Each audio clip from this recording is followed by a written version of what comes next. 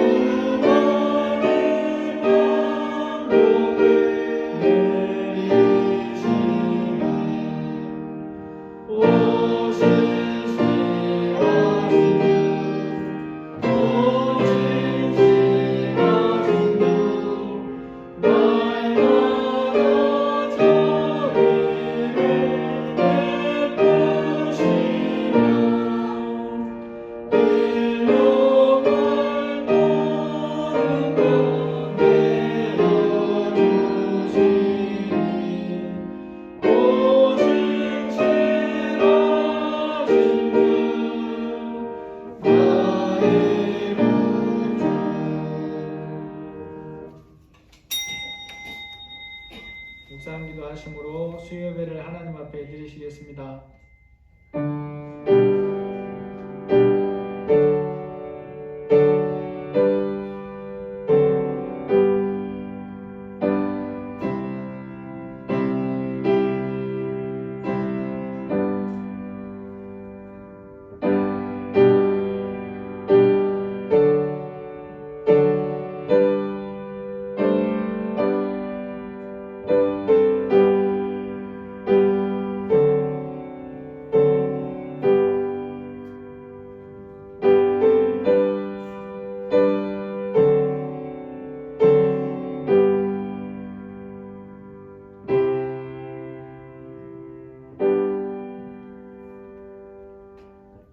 사도신경으로 신앙 고백하시겠습니다.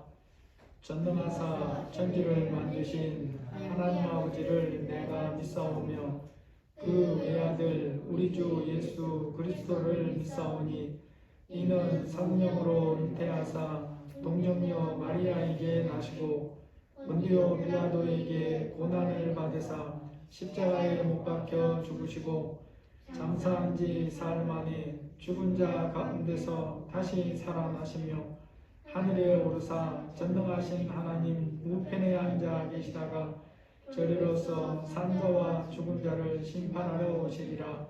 성령을 믿사오며 거룩한 공예와 성도가 서로 교통하는 것과 죄를 사하여 주시는 것과 몸이 다시 사는 것과 영원히 사는 것을 믿사옵나이다. 아멘. 찬송가 369장입니다.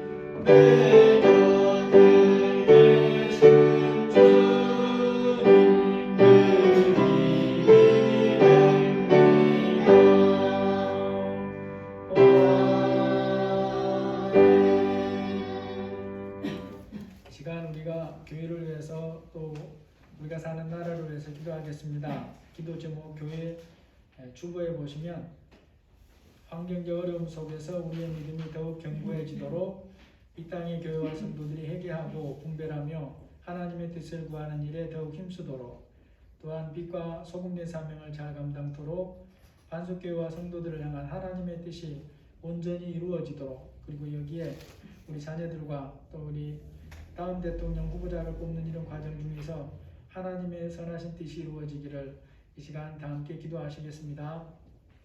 하나님 감사합니다. 저희들 사랑하셔서 오늘 수요일을 보여주시니 감사합니다. 이 시간 저희들이 함께 모여서 하나님 아버지 교회와 형제들과 나라를 위해서 기도합니다. 아버지 불쌍히 여겨주시고 아버지 하나님 환경적으로 우리가 많은 어려움 속에 있는데 우리의 믿음이 견고해져서 뒤로 물러가지 않도록 도와주시고 이러한 어려움에 대해서 하나님을 붙들고 가까이 하는 자들이 다 되게 해주시기를 기도합니다. 아버지 하나님 불쌍히 여겨 주옵소서. 하나님 아버지 이 땅의 교회와 성도들이 아버지 하나님 앞에 기쁨을 예배하며 분별하게 하여 주시고 주님이 이 세상에서 맡겨주신 하나님의 살아계신 맡겨주는 그리스도의 편지의 삶을 잘 감당할 수 있도록 도와주시기를 원합니다. 빛과 소금의 삶을 감당할 수 있도록 인도하여 주옵소서. 우리가 심히 연약하오니 주님이 함께 해주시기를 기도합니다. 아버지 반석교회와 성도들을 향하신 하나님의 뜻이 온전히 이루어지기를 기도합니다. 이곳에 반석교회를 세우시고 여기까지 인도하신 하나님이 함께 해주셔서 감사합니다. 우리 성도들의 가정을 지켜주신 것에 감사합니다. 밤낮에 하나님의 뜻이 온전히 이루어지게 주시옵소서. 하나님의 예배한 자들을 보여주셔서 함께 주의 뜻을 감당케 하여 주시고 또 하나님 예배 처소도 하나님의 영하신 곳으로 주님의 때에 순종하게 인도해 주시기를 기도합니다. 주님이 역사하여 주옵소서. 아버지 특별히 반석교회의 우리 자녀들을 기억하여 주시고 어린 자들부터 장성자에게까지 세밀하게 살펴주시기를 원합니다.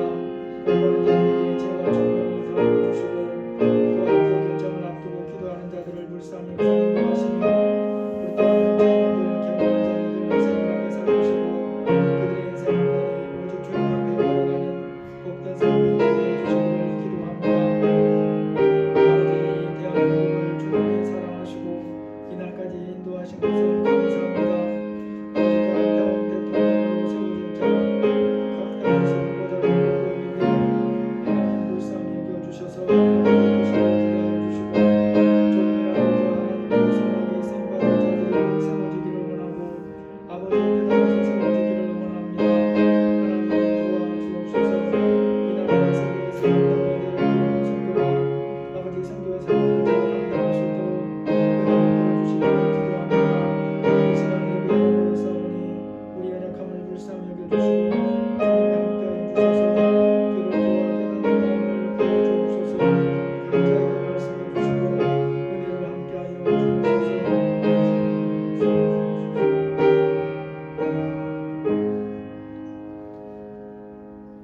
하나님 저희들 오늘 수요예배로 모였습니다. 성령께서 함께하여 주시고 우리 어린아이부터 장성한 자에게까지 들을 귀와 깨닫는 마음을 주시며 각자에게 주시는 말씀을 붙들고 또 남은 삶을 믿음으로 잘 걸어갈 수 있도록 도와주옵소서. 예수님의 이름으로 기도합니다. 아멘. 하나님 말씀 욥기서 2장 11절에서 13절 말씀입니다.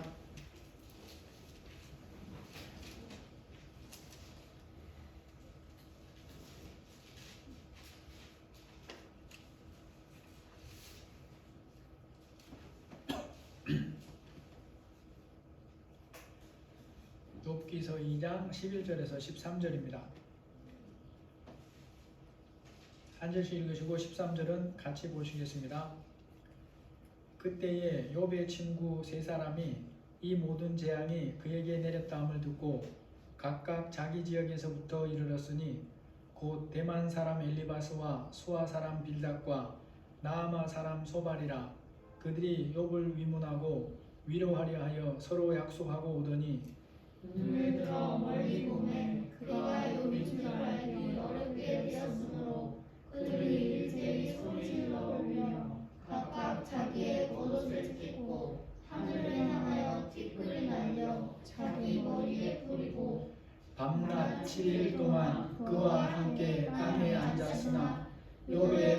고통이 심함을 보므로 그에게 한마디도 말하는 자가 없었더라. 아멘. 얼마 전에 우연찮게 종편에서 만드는 나는 자연인이다에 대한 프로의 시청률에 대해서 보도한 기사를 봤어요.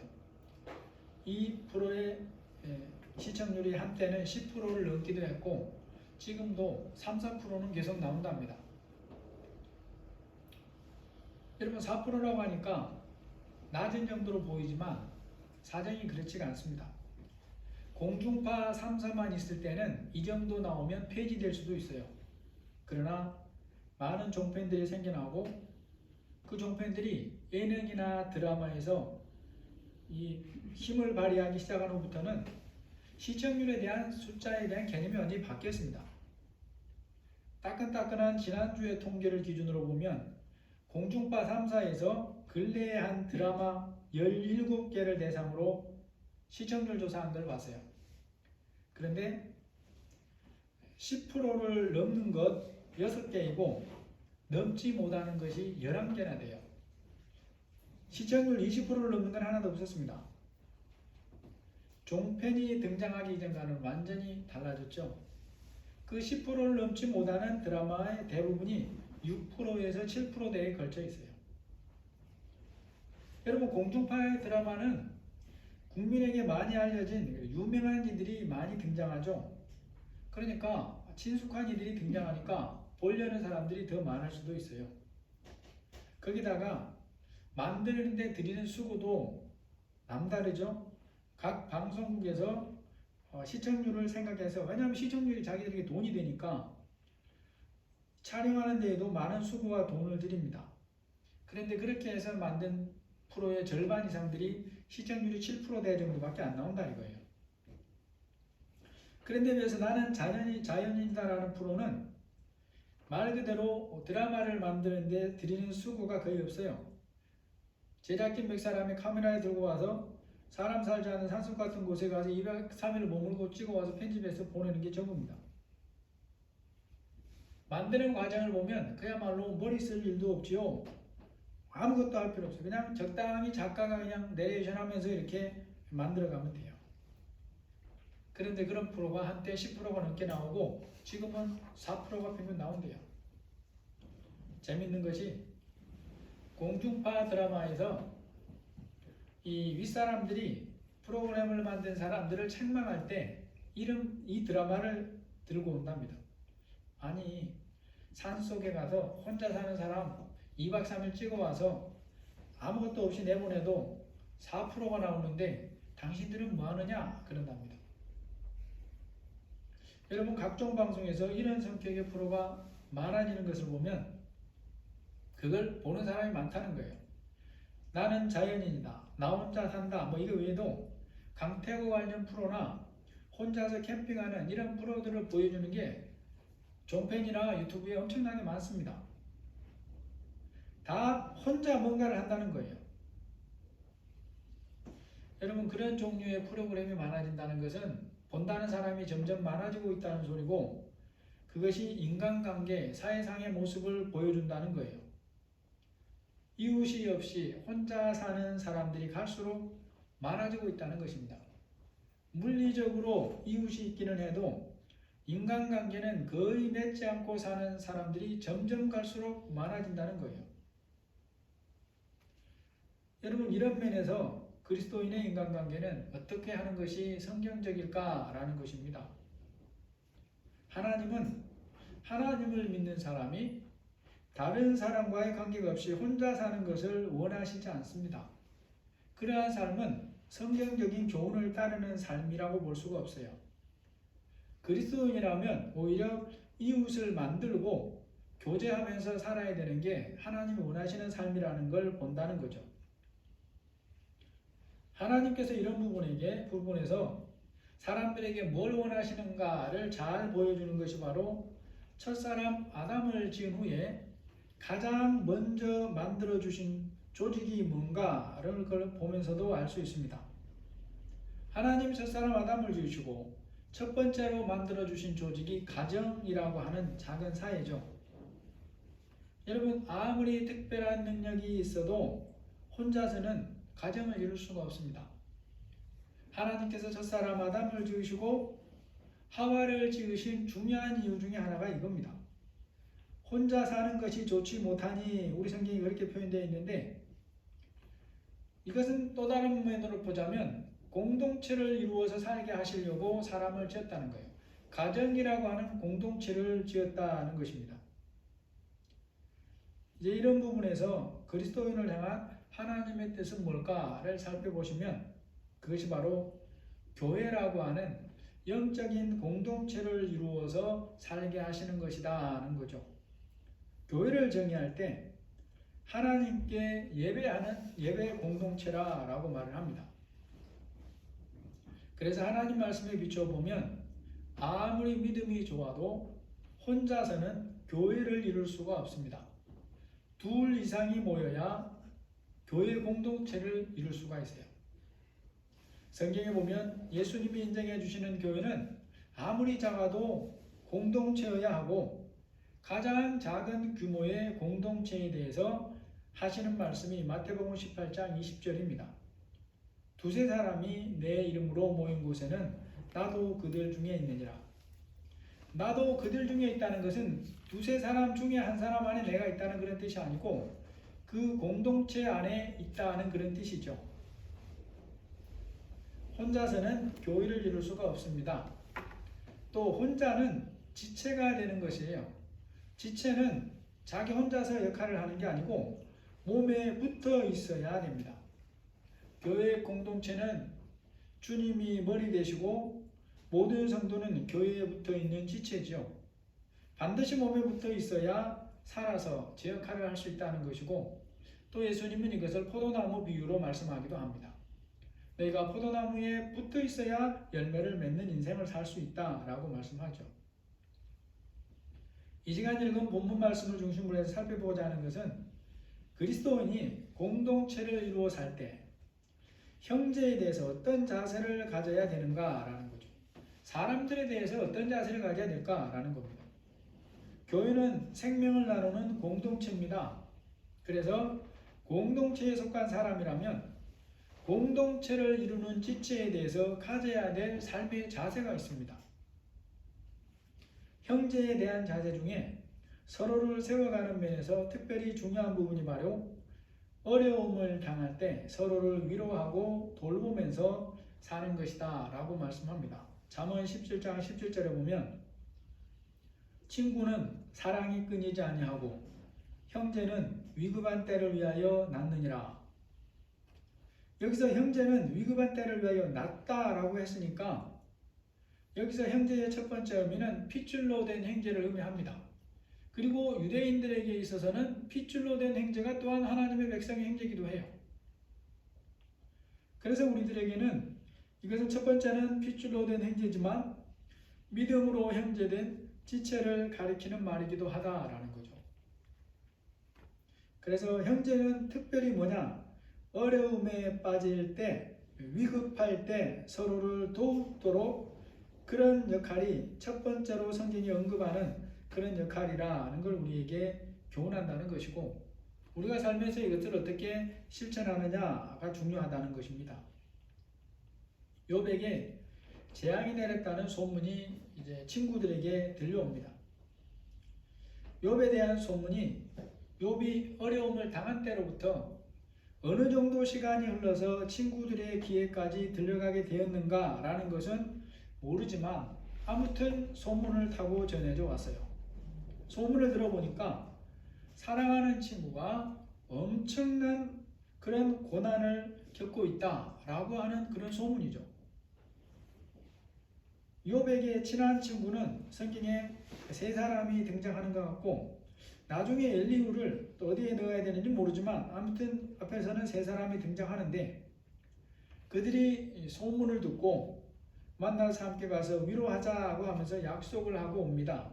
2장 11절에 보니까 그때에 욥의 친구 세 사람이 이 모든 재앙이 그에게 내렸다 함을 듣고 각각 자기 지역에서부터 이르렀으니 곧 대만 사람 엘리바스와 수아 사람 빌닷과 나아마 사람 소발이라 그들이 욥을 위문하고 위로하려 하여 서로 약속하고 오더니. 여러분, 당시에는 오늘날과 같은 연락수단이 있습니까? 없습니까? 없잖아요. 그런 시대에 다른 사람에 대한 소식은 소문이라고 하는 방법으로 들려오는 것이 대부분입니다. 욥은 그 나라에서, 아니 그가 사는 지역은 물론이고 그 나라에서도 굉장히 유명한 인물이다 그랬잖아요. 앞부분에 살펴본 것처럼 그가 사는 지역의 사람들, 젊은이, 노인들, 지도자들 다 그를 알고 존중하고 존경히 여긴다 그랬어요. 그 유명한 사람이에요. 그런 욥에게 그런 불행이 닥쳤으니까 소문이 어느 정도로 빨리 퍼지겠습니까? 저기 높은 산 위에서 눈이 굴러가는 것보다 더 빨리 퍼지지 않았을까? 그렇게 생각해 볼 수 있어요. 욥이 사는 우스라는 지역이 어느 정도로 넓은가는 알 수 없는데 욥의 세 친구는 앞에 지역명이 붙어서 소개되는 거 보면 짐작이지만 하루 만에 만날 수 있는 그런 정도에 사는 친구들은 아닌 것 같아요. 세 사람이 사는 지역에도 욥에 대한 소문이 퍼졌고 세 사람들도 들었어요. 여러분, 들려오는 소문을 통해서 들어보니 욥이 처한 사정이 어떤 것 같습니까?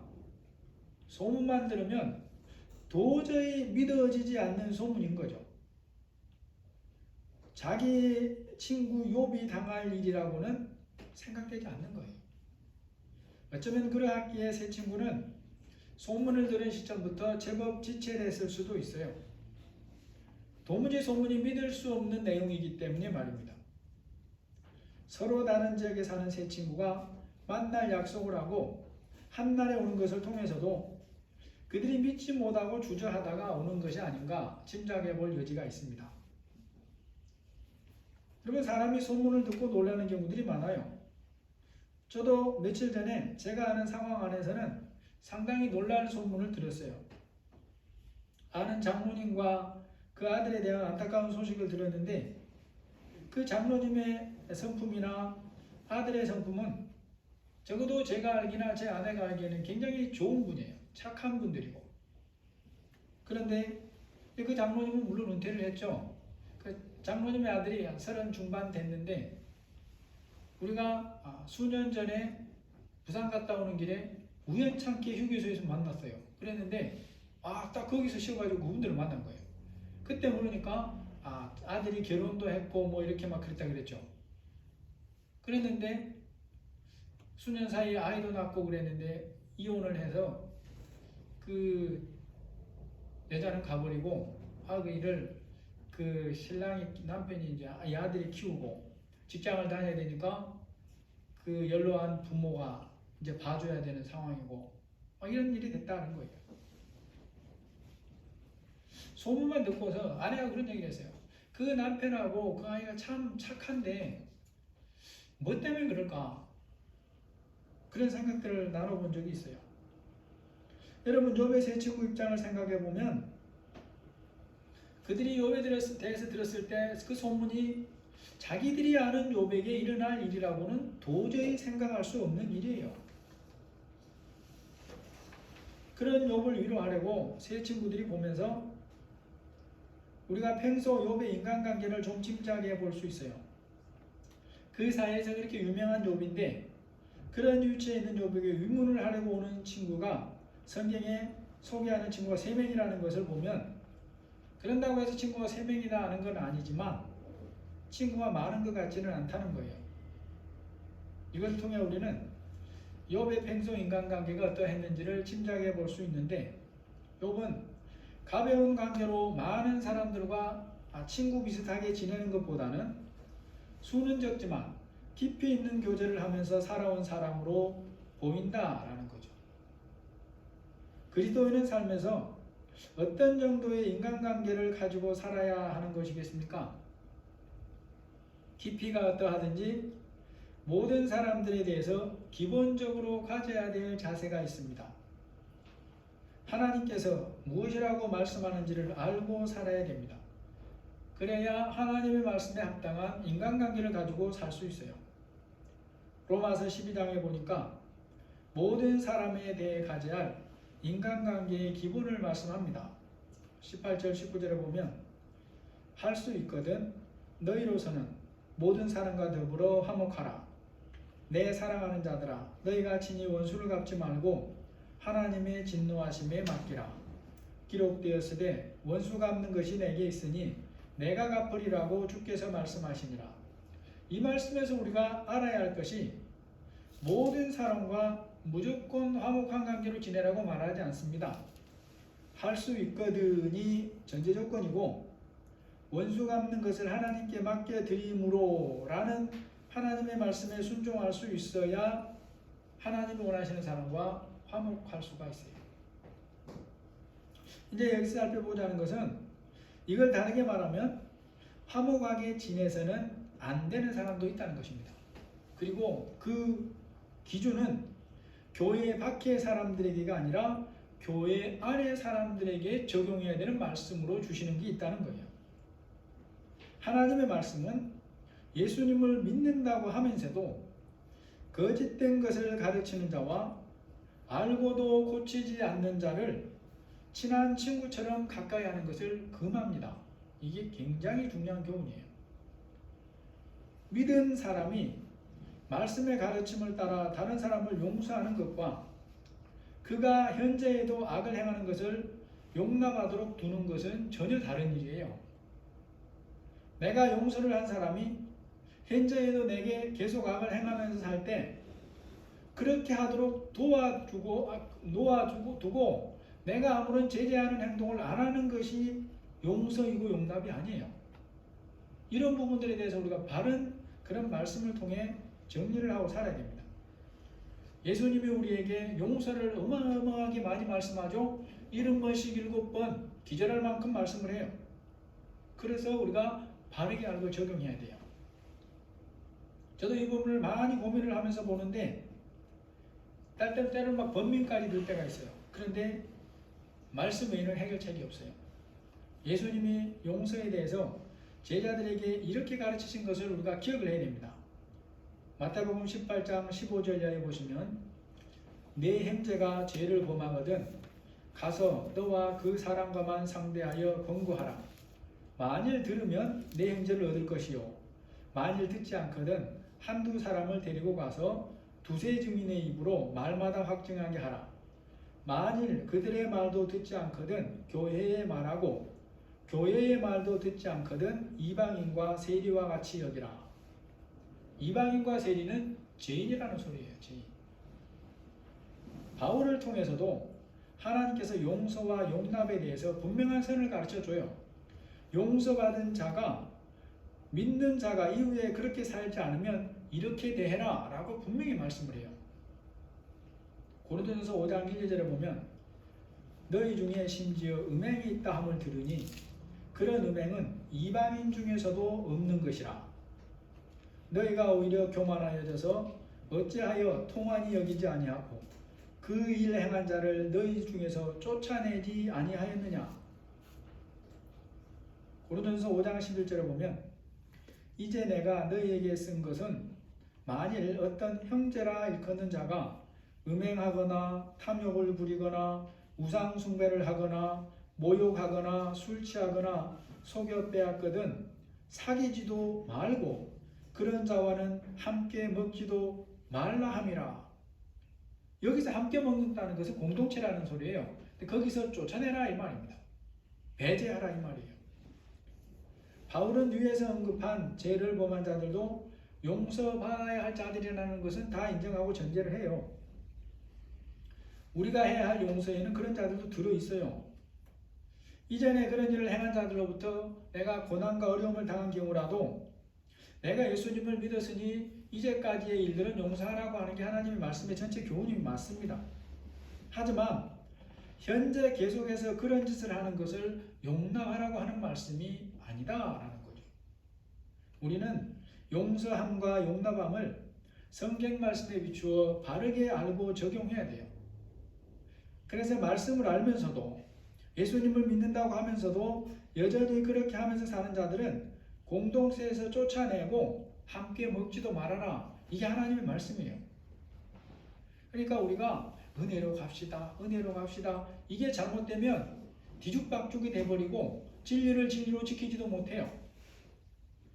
이제 다만 바울은 이것을 공동체에서 영원히 쫓아버리라 그런 뜻으로 하는 말씀이기보다는 회개하고 돌이킬 때까지 징계하는 의미로 그렇게 해라, 오히려 그런 뜻이 있어요. 그래서 회개하고 돌이키지를 않으면 계속 그 상태를 유지해야 돼요. 진리를 지키고 공동체의 건강을 위해서 함께 하지 말고 쫓아내야 되는 것입니다. 그 공동체에서 같이 식사를 나누면 안 돼요. 그래야 그 사람이 회개할 기회를 그나마 얻는 거예요.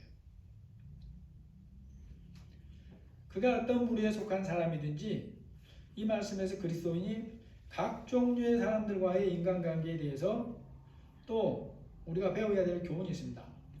모든 사람과 화목하되 하나님 말씀이라고 하는 가르침 안에서 그렇게 하라는 거죠. 말씀을 어기면서 화목하게 지내라 라는 가르침은 아닙니다. 여기까지는 우리가 이제 잘 알죠. 근데 이제 그 다음이에요. 그런다고 해서 이 말씀을 어떤 사람들처럼 그렇게 오해하면 또 안 돼요.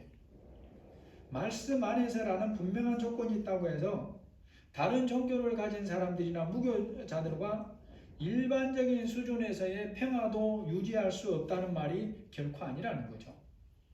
절 같은 곳에 가서 상대방이 원하지 않는 것을 뻔히 알면서도 큰 소리로 찬양을 부르거나 소리를 지르는 것은 예수님이 원하시는 평화하는 태도가 아닙니다.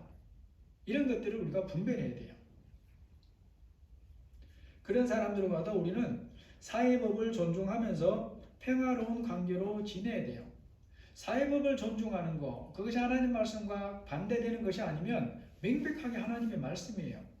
로마서나 고린도서나 성경 곳곳에서 심지어 베드로서에도 말해요. 너희는 왕들에게 복종해라. 너희는 이 세상 나라 권력자들에게 복종해라. 계속 반복되고 있어요. 그것을 우리에게 적용하는 부분에서는 뭐냐? 사회법을 존중히 여기면서 평화로운 관계로 지내는데 적용을 해야 된다라는 것입니다. 이제 그들과 평화한다고 해서 그들의 종교나 신앙을 예수님을 믿는 것과 같은 그런 차원의 구원받는 종교로 인정한다는 것이 전혀 아니에요.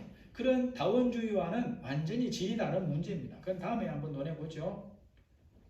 복음을 전할 사명을 받은 그리스도인이 삶에서 그런 사람들과 그런 기준에서 평화하는 것은 주님이 말씀하신 복음 전함의 사명을 감당하기 위해서 반드시 가져야 될 자세이기도 해요. 만약에 그런 사람들과 대적하고 적대하면 하나님의 말씀을 전할 수가 없는 거죠.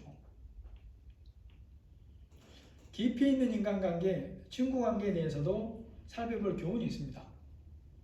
그리스도인이 되었어도 여전히 다른 종교를 가지거나 무교인 사람하고 친구로 지낼 수 있어요. 그동안에 그렇게 지내오다가 내가 먼저 믿은 경우라면 더욱이나 그런 사람들과 당연히 친구일 수 있습니다. 그러면 여러분, 믿기 전에 가진 친구 관계가 어느 정도까지 친밀해질 수 있을까를 한번 생각해 봐야 돼요. 믿음이 성장해 가고 하나님을 깊이 알아가고 사랑할수록 그러한 친구 관계에 명확한 한계가 있다는 것을 알게 되는 시간이 온다는 거죠.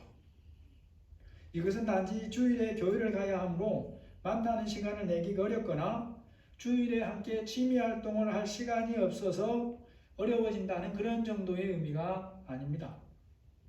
현재 믿음의 정도에 따라 다르게 들리기도 하겠지만 나의 영혼의 주인이 그 사람의 영혼의 주인과 다름으로 깊은 관계가 될 수 없다라는 그런 말이에요. 믿음에서 성장해 가면서 나와 그의 영혼의 소속이 다름으로 인생에서 더 이상의 깊은 것은 나눌 수가 없구나라는 것을 깨닫는 시점이 온다라는 것입니다. 믿지 않는 상대방은 이러한 부분을 느끼지 못할 수도 있어요. 그러나 나는 나의 영의 소속이 그와 분명히 다르고 근본적인 세계관이 그와 다르게 바뀌었기 때문에 인생을 논하고 영원한 생명을 논하는 그런 수준에 있어서는 더 나아갈 수가 없다는 것을 스스로 깨닫는 시점이 온다는 거예요. 그렇기에 그리스도인은 자신의 인간관계, 친구관계도 점검할 필요가 있어요. 믿기 전에 가지고 있던 인간관계나 친구관계를 정리하라는 의미가 아닙니다. 그런 관계가 어떤 한계를 가진 관계인가를 알수록, 아는 수준으로 자라야 먼저 믿은 내가 나의 먼저 믿은 자의 사명을 감당할 수가 있는 거예요. 그들에게 그리스도의 향기를 풍겨야 된다는 것입니다. 먼저 믿은 사람이 성경의 원리에 보면 그리스도께서 나를 그에게 보내는 그리스도의 편지인 거죠. 그래서 그 역할을 감당해야 됩니다. 예수님을 믿기 전에 내가 그와 가깝고 친밀했다고 여길수록 내가 그 친구에 대해서 가져야 될 영혼에 대한 선한 책임감이 오히려 더 커져야 정상이라는 거죠. 욥의 세 친구가 약속을 하고 사랑하는 친구 욥을 위로하려고 왔어요. 그런데 와서 보니까 욥의 행편이 소문으로 듣던 것이 모두 사실이에요. 어떤 부분은 소문보다 훨씬 더 비참하기까지 합니다. 그들이 알고 있는 욥이라고는 도저히 상상이 되질 않아요.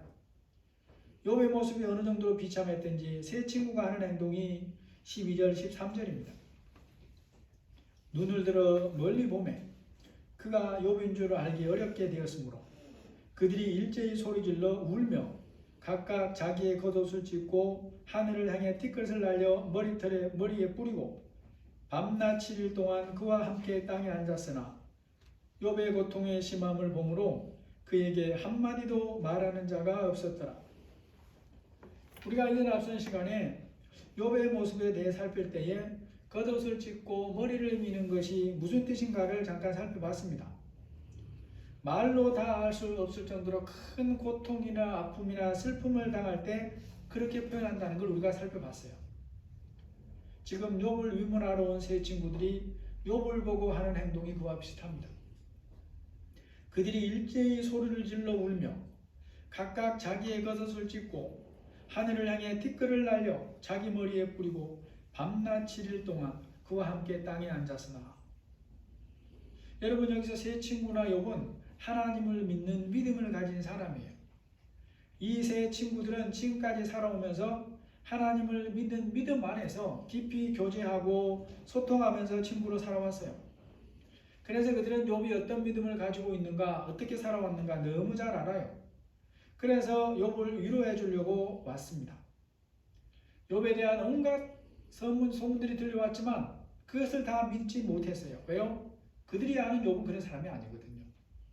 그런데 와서 보니까 욥의 행편이 너무나 나빠서 차마 말로 할 수 없을 정도로 비참해요. 욥의 행편이 얼마나 비참했던지 욥을 위로하겠다고 생각하고 왔는데 무려 일주일 동안 세 친구들이 욥에게 말 한마디를 건네지를 못합니다. 어떤 말로도 욥을 위로할 수가 없다고 생각했기 때문이에요. 수십 년의 우정으로도 말 한마디 건네지 못할 정도로 비참한 욥의 모습이죠. 욥의 친구들의 욥을 위로하면서 하는 행동을 보면서 형제를 세워가고 위로하는 면에서 우리가 어떤 지혜를 배워야 되는가를 볼 수 있습니다. 세 친구가 침묵으로 동참함으로 욥을 위로하는 모습에서 우리가 배워야 될 중요한 교훈이 있습니다. 그것이 바로 사람을 세워가는데, 위로하는데도 지혜가 필요하다라는 거죠. 지혜가 필요하다. 여러분, 많은 경우에 우리가 다른 사람을 위로할 때 말이라고 하는 수단을 사용하죠. 때로는 적은 돈을 건네기도 하지만 말이 첫 번째 사용하는 수단이에요. 그래서 말을 알아듣지 못하는 경우가 아니면 말을 주고받으면서 위로를 합니다. 그런데 어떤 경우에는 말로 할 수 없을 정도의 큰 슬픔도 있는 거죠. 그런 경우에는 말보다는 침묵으로 함께 있어주는 것 자체가 많은 말로 위로하는 것보다 더 큰 위로가 될 수 있다는 것입니다. 누군가를 위로하려고 할 때 상황을 보고 분별하면서 지혜롭게 해야 한다라는 거죠. 말씀의 지혜를 가지고 성령의 감동을 따라 전달해야 진짜 위로가 된다는 거죠. 우리가 누군가를 위로하려고 갔는데 막상 가서 보니까 그 상황이 마치 욥이 처한 것과 비슷한 상황일 수 있어요. 다시 말해서 나는 이러이러할 것이라고 생각했는데 그것과 다를 수 있어요. 그럴 때 우리의 입이 빨라지기 쉽습니다. 그때 입이 빨라지지 않도록 조심해야 되는 게 지혜예요. 야고보서 1장 19절 이하에 보시면 내 사랑하는 형제들아 너희가 알지니 사람마다 듣기는 속히 하고 말하기는 더디하며 성내기도 더디하라. 사람이 성내는 것이 하나님의 의를 이루지 못함이니라. 잠언 29장 30절에도 이 대화의 교훈에 대해서 비슷한 말씀을 하고 있습니다. 내가 말이 조급한 사람을 보느냐? 그보다 미련한 자에게 오히려 희망이 있느니라. 말씀의 교훈을 따라 분별하기에 힘쓰지 않고 단지 보이는 것만을 보고 하면 그것이 자기 생각에 옳다고 여기면서 했을지라도 위로가 아니라 실족하게 만들어버릴 수가 있습니다. 오늘 제가 어떤 사람에게 위로를 하려고 좀 그 사람 전화번호를 제가 잃어버려가지고 어떤 사람이 물어봤어요. 그런데 대화 중에 그분이 하는 소리가 그렇습니다.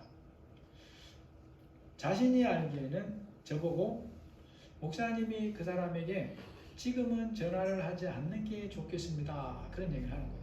그래서 제가 가만히 들어보다가 그러면 제가 그 조언을 따라서 전화를 안 하겠습니다. 혹시 전화할 일이 있으면 먼저 제가 그럼 당신에게 하겠습니다. 라고 얘기를 맺은 적이 있습니다.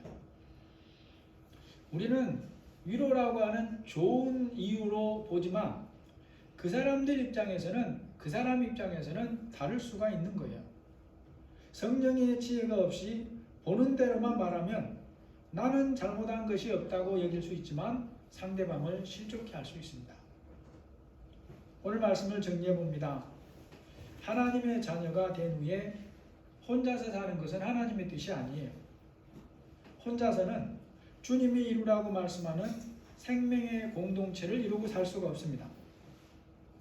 말씀이 그러하기에 아무리 믿음이 좋은 경우라도 세상을 사는 동안 인간관계 없이 혼자 살아서는 건강한 믿음으로 성장할 수가 없어요. 그리스도인의 인간관계는 어떻게 사는 것이 주님이 바라시는 모습이겠습니까? 상대에 따라 친밀도의 정도나 깊이는 얼마든지 달라질 수 있어요. 친밀함의 정도가 어떠하든지 그리스도인에게 반드시 가져야 할 것이 있습니다. 그게 바로 예수님의 눈을 가지고 형제를 보고 이웃을 보는 것입니다. 지체를, 형제를 위로하고 세워가는 데에는 말이라는 수단만 있는 게 아닙니다. 말을 하지 않아도 때로는 말없이 그와 함께 있어주는 것이 정말 필요한 위로가 될 수 있어요. 다시 말해서 지혜가 필요하다라는 것입니다. 형제를 세워가는 사명은 예수님을 믿는 모든 사람에게 주어진 사명입니다. 복잡하고 내가 결코 다 할 수 없는 상황 속에서 사는 우리인데 오직 말씀과 성령의 지혜가 없으면 이 사명을 제대로 감당할 수가 없습니다. 저나 여러분이 어떤 이들을 세워가는 역할을 감당하든지 하나님의 말씀을 분명하게 알고 성령의 감동을 따라서 세울 자를 잘 세워가는 귀한 사명을 감당하시기를 예수님의 이름으로 축복합니다. 하나님 아버지, 욥과 세 친구들이 귀한 마음으로 욥의 고난을 듣고 그를 위로하고 함께 세워가려고 왔습니다. 아버지 하나님, 우리에게 형제를 주신 이유는 공고함을 당할 때에 함께 세워가라고 하신다고 하였는데 우리가 교회 공동체의 지체로서 형제를 세워가는 사명을 성령의 지혜를 따라 잘 감당하면서 사는 자들이 다 되게 하여 주옵소서. 아직 믿지 않는 자들에게도 예수님의 눈으로 그들을 보고 복음의 향기를 풍기는 복된 삶을 살도록 우리의 믿음이 잘 자라게 하여 주옵소서. 반석교에 속한 성도들이 서로를 세워가는 일에 예수님이 주신 지혜로 세워가도록 도와주옵소서. 예수님의 이름으로 기도합니다. 아멘. 찬송가 395장입니다. 395장입니다.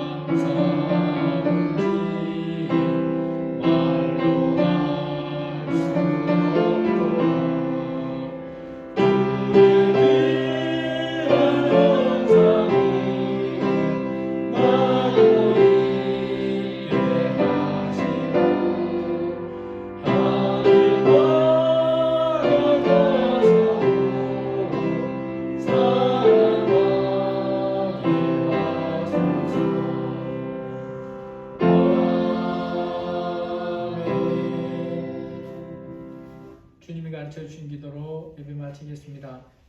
하늘에 계신 우리 아버지여, 이름이 거룩히 여김을 받으시오며 나라가 임하옵시며 뜻이 하늘에서 이루어지는 것 같이 땅에서도 이루어지이다. 오늘 우리에게 일용할 양식을 주옵시고 우리가 우리에게 죄 지은 자를 사하여 준 것 같이 우리 죄를 사하여 주옵시고 우리를 시험에 들게 하지 마옵시고 다만 악에서 구하옵소서. 대개 나라와 권세와 영광이 아버지께 영원히 쌓옵나이다. 아멘.